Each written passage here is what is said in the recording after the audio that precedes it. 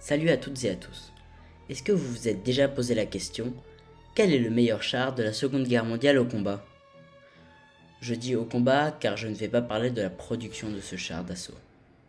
Cela fait une grosse différence, car par exemple le T-34 russe était bien plus facile à produire que les chars Tigre, et pourtant, au combat, il n'était pas celui qui avait le plus de chances d'emporter le duel.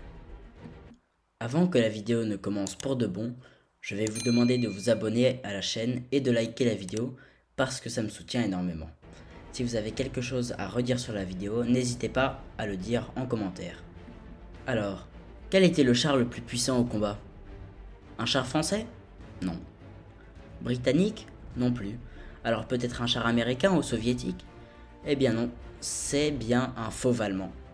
Ce n'est pas le char Panther, mais le char lourd Tiger 1 et pas Tiger 2. Mais pourquoi? Si vous voulez voir la comparaison, allez voir ma vidéo intitulée Tigre 1 ou 2, lequel était le meilleur. Elle est disponible sur ma chaîne YouTube, allez la voir, je vous le conseille. Je vais vous parler du Tigre 1 pour que vous vous rappeliez ses caractéristiques générales. Tout d'abord, il est armé du redoutable canon de 88 mm dont la Panzergrenade peut percer 160 mm d'acier à 1000 mètres, ce qui lui permet de détruire à peu près n'importe quel blindé allié du premier coup, sans compter sur ses optiques de visée qui lui permettent d'engager une cible au-delà de 2000 mètres, alors que la majorité des blindés alliés ne peuvent engager des cibles au-delà des 700-800 mètres, 1000 à 1500 pour certains. Son blindage frontal est épais de 100 à 120 mm d'acier, ce qui le protège de la quasi-totalité des armes anti-chars de l'époque. Pour son blindage sur les flancs, c'est 60 à 80 mm d'acier, ce qui le rend vulnérable à certaines armes anti-chars. C'est là que les équipages devront utiliser leur mobilité et le terrain à bon escient.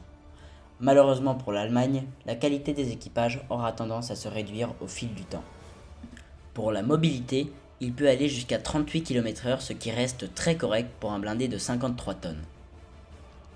Son moteur est un Maybach V12.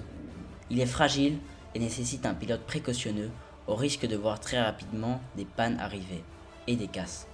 L'entretien du char était aussi important car les trains de roulement s'usaient plus vite à cause du poids important.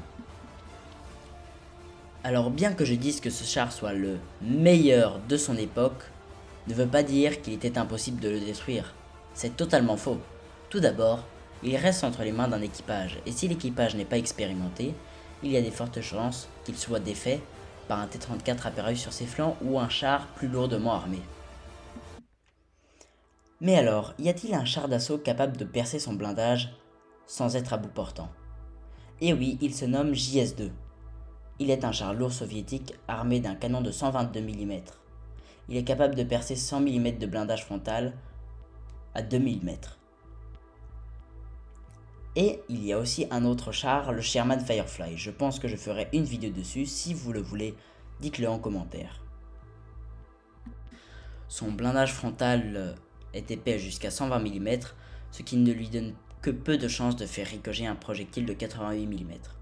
Le temps de rotation de sa tourelle était lent, tout comme le temps de rechargement de son monstrueux canon de 122 mm. En plus de cela, le JS-2 n'était heureusement pas aussi courant que le T-34 sur le champ de bataille.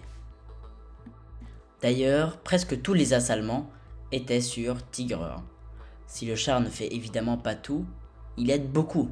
Par exemple, Michael Wittmann, Otto Carius, etc. étaient des assaillements sur char Tigre. Si les chars Tigre ne formaient pas le fer de lance de l'arme blindée allemande car ils n'étaient pas assez nombreux, ils ont énormément aidé, notamment à Kursk où ils ont aidé à broyer les défenses soviétiques.